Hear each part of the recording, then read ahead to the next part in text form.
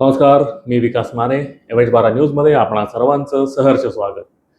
सध्या भारतात एकच विषय गाजतो आहे, ते म्हणजे दिल्लीतलं जंतर मंतरवरचं कॉकरोच जनता पार्टी या एका सोशल मीडियावर तयार झालेल्या तरुणांच्या आंदोलनाची धग जी आहे ती दिल्लीतनं बाहेर पडून आज भारतातल्या कानाकोपऱ्यात पेटलेली आहे. खरं तर सरकारला हे सहज शक्य होतं की हे आंदोलन अगदी सुरुवातीच्या काळात दडपून टाकायचं. पण त्यांनी या सगळ्या कॉकरोच जनता पार्टीला महाराष्ट्रातल्या भूमीतून आलेला, खरं तर तो महाराष्ट्राचा आहे, पण भारताबाहेर नोकरीला असलेला अभिजित दिपके आणि त्याला पार्श्वभूमीही तशी होती की देशाच्या सर्वोच्च न्यायालयानं भारतातल्या तरुणांना झुरळ संबोधलं, कॉकरोच संबोधलं आणि त्याच्यावरनं अभिजित दिपकेच्या ते मनाला लागलं काय, त्यांनी त्याची पार्टी काय तयार केली. त्या पार्टीला जगभरातून उदंड प्रतिसाद मिळाला. भारतातल्या सगळ्या तरुणांनी त्यांना उदंड प्रतिसाद दिला आणि या उदंड प्रतिसादानंतर फार लाईटली घेणं जे म्हणतात तसं या सत्ताधाऱ्यांनी त्यांना अगदी लाईटली घेतलं. कॉकरोच जनता पार्टीनी पहिलं आंदोलन छेडलं ते म्हणजे आम्हाला शिक्षण मंत्र्याचा राजीनामा पाहिजे. प्रस्थापित राजकारण्यांनी या कॉकरोच जनता पार्टीला आणि तरुणांना हलक्यात घेतलं.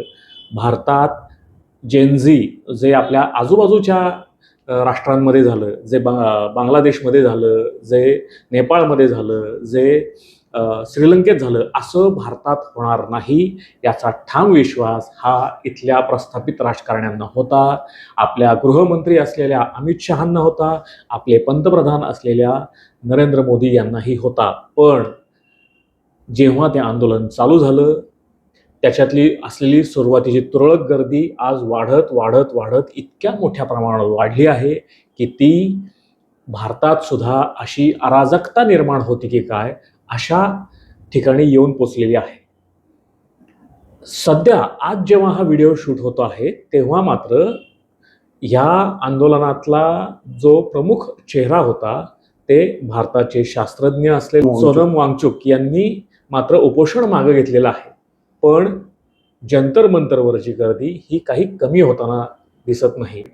हे घेतलेले असते, त्यांचं उपोषण जरी सोडलेलं असलं तरी दिवसेंदिवस असलेल्या तरुणांनी तिथे गर्दी तशीच ठेवून आपली जी आंदोलनाची धग आहे ती पेटत ठेवलेली आहे. थोडक्यात आंदोलनाचा जो आग आहे ती अजूनच पेटती आहे. त्यांची एकच आणि प्रमुख मागणी आहे ती म्हणजे शिक्षण मंत्र्यांचा राजीनामा. ही धग जशी तिथं पेटलेली आहे तशीच अख्ख्या भारतभर ही धग अशीच पेटलेली आहे. पुण्यातल्या तरुणांना याच्याबद्दल काय वाटतं, पुण्यातल्या तरुणांचा या व्यवस्थेकडे बघण्याचा, या आंदोलनाकडे बघण्याचा दृष्टिकोन कसा आहे, ते या आंदोलनात सहभागी आहेत का हे जाणून घेण्यासाठी आज आपल्यासोबत आहेत उमेशजी कोकरे. खरं तर त्यांच्याकडं काँग्रेसचं दायित्व आहे, ते काँग्रेसचे पदाधिकारी आहेत, पण आज ते एक तरुण म्हणून या आंदोलनाकडे कसे बघतात हे आपल्याला जाणून घ्यायचं आहे. नमस्ते उमेशजी. नमस्कार. सगळ्या आंदोलनाकडे खरं अख्खं भारताचं लक्ष आहे, तुम्ही या आंदोलनाकडे कसं पाहता? मुळात विषय असा आहे की गेली 12 वर्ष झालं तरुणांच्या मनातला जो विषय आहे तो सांगतो तुम्हाला की त्यांना कुठल्याच गोष्टीत विचारलं जात नाहीये. त्यांना जे निर्णय येतात ते डायरेक्ट थोपवले जातात आणि ते थोपवून त्याचा जो प्रेशर कुकर झाला आणि तो प्रेशर कुकरची जी शिट्टी आहे ती आता वाजते जी कॉकरोच जनता पार्टी यांनी दिल्लीमध्ये जे आंदोलन चालू केलेलं आहे. आता विषय असा होतो की मुळात आपली जी आहे ती लोकशाही आहे आणि लोकशाहीमध्ये जे आहे ते लोकांसाठी चालवलेलं शासन म्हणजे लोकशाही. तर आज तुम्ही जर बघितलं खाली जे आहे म्हणजे गल्लीपासून ते दिल्लीपर्यंत तुम्ही जिथे पण शासनामध्ये जावा तुम्हाला तिथं भ्रष्टाचार दिसणार. तिथं अकाउंटेबिलिटी हा प्रकारच नाहीये कुठं. तरुण म्हणून आणि या देशाचा नागरिक म्हणून मी किंवा माझ्यासारखे अनेक लोक जे आहेत ते याच्याकडे असं बघतात की शासन जे आहे आणि इथली जी व्यवस्था आहे ती लोकांना दाबते आहे. ती त्यांना कसल्याच प्रकारे विचारात घेत नाहीये आणि विचारात न घेता डायरेक्ट निर्णय थोपवले जातात. आणि हे जे निर्णय थोपवणं आहे की हा जो प्रेशर आहे तोच आज प्रेशर कुकरमध्ये उफाळून आलेला आहे कॉक्रोच जनता पार्टीच्या रूपाने. आणि हा तरुणांमधला एक प्रेशर आहे की तुम्ही कुठे जरी गेला ना तर सिस्टीम तुम्हाला दाबते, तुमच्यावरती अन्याय करते, तुमचं शोषण करते. आणि ह्या सिस्टीम बद्दल जे आहे तो रोष जो आहे तो तरुणांच्या मनातनं बाहेर निघतोय. आज जर तुम्ही लोकशाहीमध्ये बघितलं तर लोकशाही म्हणजे काय की लोकांनी लोकांसाठी चालवलेलं शासन म्हणजे लोकशाही. आज तुम्ही गल्लीपासून म्हणजे साध्या ग्रामपंचायतपासून पंचायत समिती, जिल्हा परिषद, महानगरपालिका, नगरपालिका आणि कुठल्याही जरी शासकीय कार्यालयामध्ये गेले तर तुम्हाला भ्रष्टाचाराचा एक मोठा तिथं विस्फोट झालेला दिसून येईल की त्याच्यामध्ये अधिकारी कुठल्याच प्रकारची जबाबदारी घेत नाहीत. लोकांबद्दल त्यांची जी वागणुकीची जी पद्धत आहे, मुळात ज्यावेळेस सरकारी नोकर हे जे असतात ते जनतेचे नोकर असतात, त्यांनी ही जनसेवा म्हणून केली पाहिजे. परंतु आताची जर तुम्ही परिस्थिती बघितली हे गेल्या 12 वर्षातली, मी हे का म्हणतोय तुम्ही जाणून घ्या माने साहेब. मी जरी आता काँग्रेसमध्ये असलो तरी ज्यावेळेस भाजप सत्तेमध्ये नव्हतं त्यावेळेस मी भाजपकडनं होतो. मी राष्ट्रीय समाज पक्षामध्ये एक पदाधिकारी होतो शहर लेवलचा. आणि भाजपची आमची युती होती आणि आम्ही काँग्रेस बरोबर तेवढंच भांडलेलो आहे. त्याच्यावरती माझ्या अंगावरती बऱ्याच केसेस पण पडलेले आहेत. पण त्यावेळेसची जी शासनाची एक काम करायची पद्धत होती की एखाद्या अधिकाऱ्याचा जर आम्ही भ्रष्टाचार बाहेर काढला आणि त्याच्या विरोधात जर आंदोलनाचं आम्ही पत्र दिलं किंवा वरिष्ठांना जाऊन आम्ही भेटलो किंवा त्याची जर काही एखादी न्यूज आली तर त्या अधिकाऱ्यावर तितक्या तत्परतेने कारवाई व्हायची आणि तो जो अधिकारी आहे तो बॅकफुटला फेकला जायचा. परंतु आत्ताची जी अधिकाऱ्यांची जी पद्धत आहे काम करायची की हम करे सो कायदा आहे, की आज तुम्ही मला सांगा की कुठलं जरी शासनातला भ्रष्टाचार बाहेर आला व्हिडिओच्या माध्यमातून किंवा अनेक माध्यमातून जर बाहेर आला, आज सोशल मीडिया आहे, तर त्याच्यावरती कारवाई तुटपुंजी होताना दिसते आणि तो परत माणूस तिथंच येतो आणि ज्यांनी तक्रार केलेली आहे त्याच्यावरती परत तसाच पद्धतीने अन्याय करायला सुरुवात करतो. आता तरुणांची व्यवस्था, तरुणांबद्दलचा विषय असा आहे की तरुण जे आहे, भारतीय शिक्षण व्यवस्था अशी की तुमच्या वयाचे 22 ते 25 वर्ष तुम्ही शिक्षणासाठी घालवताय. आणि ज्यावेळेस 25 वर्ष तुम्ही शिक्षणासाठी घालवताय की त्यावेळेस मुलांची नक्की साहजिकच एक अपेक्षा असते की बाबा मी 25व्या वर्षानंतर, 22व्या वर्षानंतर, 23व्या वर्षानंतर मी माझं घरदार सांभाळू शकतो, मी माझ्या जबाबदारी सांभाळू शकतो, मी माझा जो आर्थिक खर्च आहे तो माझ्या लेवलनी जो आहे तो हाताळू शकतो. परंतु आत्ताची जी शिक्षण पद्धती आहे त्या पद्धतीत 100% फेल झालेली दिसते. नोकऱ्या कुणाला लागत नाहीयेत, पास तर सगळेच होतात आहे. कुठे उद्योग व्यवसाय करायचं म्हटलं तरी अडचण आहे. जीएसटीचं एक भूत मानगोटावरती आणून ठेवलेले आहेत. अनेक शासनाच्या योजना आहेत MSME सारख्या, ज्या नवीन उद्योजकांना, तरुण उद्योजकांना ज्या उद्योग करण्यासाठी देण्यात आलेल्या आहेत. परंतु त्या योजना देत असताना अटी अशा पद्धतीने लावल्या गेलेल्या आहेत की ते नवीन उद्योजकांसाठी नाहीच आहे. म्हणजे आता तुम्ही मुद्रा लोन घ्या, मुद्रा लोन जर तुम्ही 90-95% लोन झालेले जर तुम्ही बघितले, जे ह्याच्या मागचे जे लोक आहेत म्हणजे जे व्यावसायिक आहेत ऑलरेडी त्यांनाच दिले गेलेले आहे. नवीन व्यावसायिकांना कसल्याही प्रकारचं सहाय्य तुम्हाला मिळत नाही. आज जर तुम्ही बघितलं तर आर्थिक महामंडळ काढलेले आहेत, जातनी आहे त्याच्यामध्ये, अण्णासाहेब पाटील महामंडळ असेल, महात्मा फुले महामंडळ असेल, बाबासाहेब आंबेडकर महामंडळ आहे बार्टीसाठीचं, आणि असे अनेक महामंडळ आहेत किंवा वसंतराव नाईक महामंडळ आहे. त्याच्यामध्ये योजना मोठ्या प्रमाणात येतात. पण त्या योजना ज्या आहेत ते जे तिथल्या अधिकाऱ्यांचे जे संगनमताशी असलेली लोक आहेत ते त्यांनाच भेटतात, ते खाली कुणाला ते भेटत नाहीये. आणि त्याच्यामुळं जो आहे तो एवढ्या मोठ्या प्रमाणात रोष आहे आणि हा रोष वाढत हा उद्रेक झालेला जो दिसतो आहे. आता हे विद्यार्थ्यांचं आंदोलन आहे म्हणून आपण त्याच्याकडे बघतो आहोत. सध्याची जी परीक्षा व्यवस्था आहे म्हणजे नीट सारखी परीक्षा व्यवस्था, आत्ताचे जे तुम्ही जे सांगता आहात हे सगळे आपण धरूयात की म्हणजे जसे वर्गात 5वी ते 10वी आपण ब ड वर्ग असतो, ते कडईतले जे लोक असतात, कड वर्गातले लोक असतात त्यांचा हे असतो. आज जो भारतातला ब्रेन आहे, ज्याला आपण ब्रेन म्हणतो नाही का, अगदी अत्यंत हुशार विद्यार्थी, या हुशार विद्यार्थ्यांमध्ये जो हा रोष पसरतो आहे की आता नीट सारखी परीक्षा ज्याच्यातनं डॉक्टर तयार होणार आहेत मोठे, अनेक CBSE बोर्डाच्या परीक्षा ज्याच्यातनं इंजिनियर्स तयार होणार आहेत, अशा सगळ्या विद्यार्थ्यांमध्ये हा वाढता रोष आहे. आणि तो तिथं अख्ख्या भारतभर आहे, तो काय फक्त दिल्लीतला आहे, तो फक्त महाराष्ट्रात. खरं तर अभिजित दिपके महाराष्ट्रातनं तिथं गेलेला आहे, महाराष्ट्रात तो लहानाचा मोठा झाला, महाराष्ट्रात शिकला, परदेशी नोकरी लागला, तो परदेशातून नोकरी सोडून आला. अशा विद्यार्थ्यांकडं म्हणजे पुण्यातले तुम्ही MPSCचे काही विद्यार्थी बघता की MPSCमध्ये झालेल्या नोकऱ्यांचा गोंधळ सगळा आणि MPSCतले झालेल्या स्पर्धा परीक्षांमध्ये झालेले गोंधळ, अनेक स्पर्धा परीक्षांचे विद्यार्थी पुण्यात अभ्यास करताना त्यांना आता बदललेली पद्धती अचानक विद्यार्थ्यांना विश्वासात न घेता त्यांची जी याच्यातली अनेक विद्यार्थी सुद्धा उपोषणाला बसले होते आपल्यापैकी काही. आम्ही गेलो होतो. हा. तर या आंदोलनाचा या ज्या पुण्यातले जे तरुण आहेत जे याच्यासाठी झगडत आहेत, या पुण्यातल्या तरुणांचे जे विषय आहेत त्याच्यावर परिणाम होईल का, काय वाटतं तुम्हाला? नक्कीच परिणाम होणार आहे. काय होतंय की ज्यावेळेस एखादी शासन व्यवस्था असते किंवा सरकार आपण ज्याला म्हणतो, ते एक प्रेमळ हृदयाने पाहिजे नसतं की ही जी लोक आहेत ती माझी आहेत आणि मला जेवढं चांगलं देता येईल तेवढं चांगल्या पद्धतीने मी देणार आहे. हा एक प्रेमभाव जो आहे तो सत्ताधाऱ्यांमध्ये पाहिजे, पण तो सत्ताधाऱ्यांमध्ये दिसत नाही. त्यांच्यामध्ये अहमपणा दिसतोय की आमच्या विरोधात तुम्ही जाणार कसे, मग आमच्या विरोधात जर तुम्ही गेले तर तुम्ही अँटी नॅशनल आहे, देशद्रोही आहे, तुम्ही धर्माच्या विरोधात जात आहे, तुम्ही आतंकवादी, तुम्हाला चायनाचा सपोर्ट आहे, तुम्हाला पाकिस्तानचा सपोर्ट आहे, तुम्हाला कुठून तरी फंडिंग येत आहे.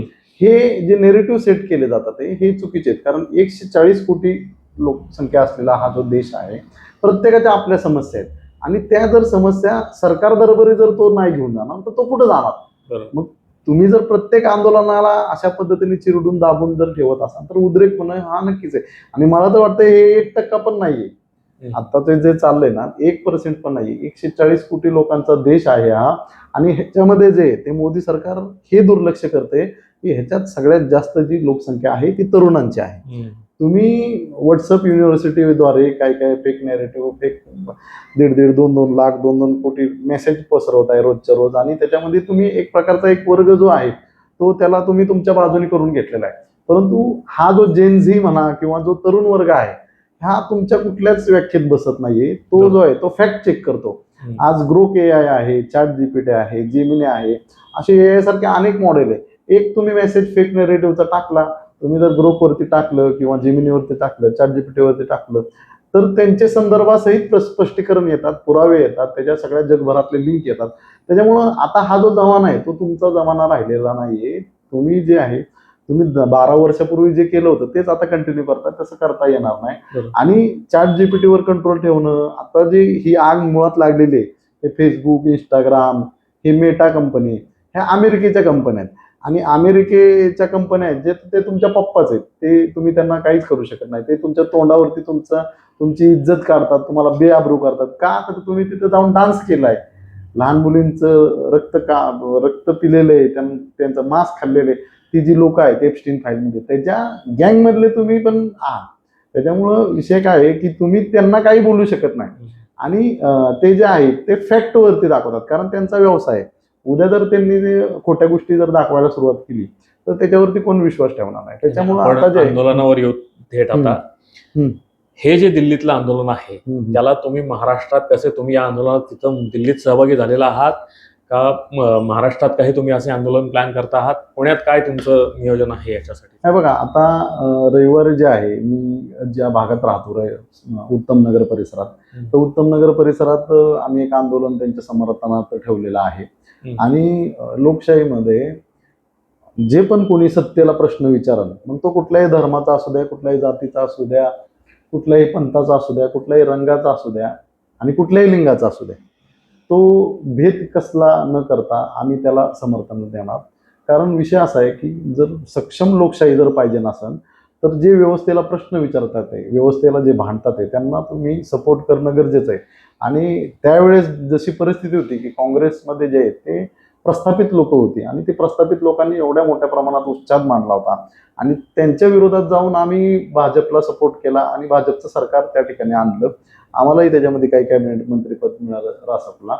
परंतु नंतरची जी परिस्थिती आपण बघितली की वरची जी लॉबी आहे ती एक प्रकारचीच आहे, त्याच्यामध्ये काही बदल होत नाही. काही 150 घराणे आहेत, तीच 150 घराणे राज्य करतात. ते मग कधी भाजपचा शेला घालून येतात, ते कधी काँग्रेसचा शेला घालून येतात, वेगवेगळ्या पद्धतीचा शेला घालतात आणि तेच राज्यावरती नियंत्रण करतात आणि आम्हाला ते तसं दिसून आलं. म्हणून आता जे आहे ते आम्ही आता काँग्रेसमध्ये आलोय. का तर हे जे व्यवस्थेला प्रश्न विचारणारी लोक आहेत, ती व्यवस्थेला प्रश्न विचारणाऱ्या लोकांना आपण आपल्या पद्धतीने मदत करू शकतो. बरोबर. हे होते उमेशजी कोकरे. खरं तर आजही जेव्हा हा व्हिडिओ शूट होतो आहे, आजही धर्मेंद्र प्रधान यांचा राजीनामा झालेला नाही. सरकार इरेला पेटलेलं आहे. अजूनही ते सांगत नाहीत की आम्ही धर्मेंद्र प्रधान यांचा राजीनामा घेऊ किंवा नाही. पण ही आता आरपारची लढाई चालू झालेली आहे. अभिजित दिपके मराठमोळा मुलगा कुठलेही संसाधनं नसताना दिल्लीत जाऊन बसला. त्यांनी जी साथ घातली त्याला फक्त दिल्लीतूनच नव्हे तर सबंध भारतभूमीतून उदंड प्रतिसाद हा सगळ्या तरुणांनी, ज्याला आजच्या भाषेत जेनझी असं संबोधलं गेलेलं आहे, या जेनझीने त्यांना प्रतिसाद दिला आणि संघर्ष चालू झालेला आहे. संघर्षाची ठिणगी म्हणता येणार नाही. ठिणगी आधीच पडून झालेली आहे. आता ही आग लागलेली आहे. परवा दिवशी ती आग अक्षरशः लोकसभेच्या उंबरठ्यापर्यंत जाऊन आलेली आहे. हे पेटलेलं वातावरण शांत करण्याची जबाबदारी ही इथल्या सुज्ञ राजकारण्यांमध्ये आहे.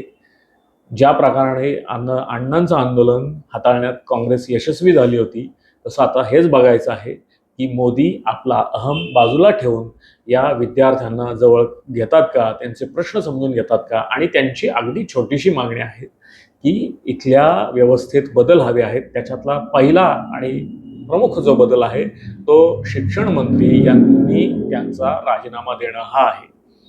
शिक्षण मंत्र्यांचा राजीनामा हा इथल्या सरकारनं आपल्या इब्रतीचा प्रश्न करून घेतल्यामुळे ते सध्या हा राजीनामा घ्यायला टाळत आहेत.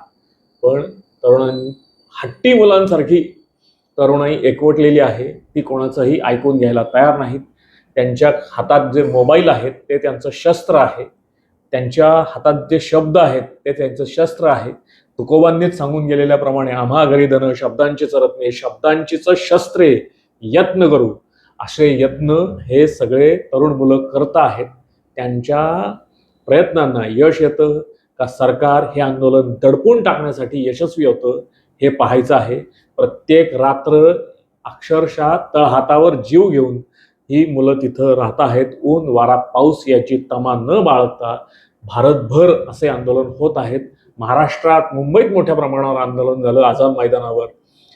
अनेक पक्षांना त्याच्यामुळं भरभरून कार्यकर्ते मिळाले. यामुळे स्वतः भाजप आपल्या विरोधातले कार्यकर्ते तयार करतंय का काय, असा काहीसा प्रश्न पडावा अशी परिस्थिती सध्या आहे. विदारक परिस्थिती चालू आहे. ही डॉक्टर बाबासाहेब आंबेडकरांना अपेक्षित असलेल्या लोकशाहीला चांगली नाही. ह्या परिस्थितीतून मार्ग लवकरच निघावा अशी या सरकारला विनंती करतो आणि थांबतो.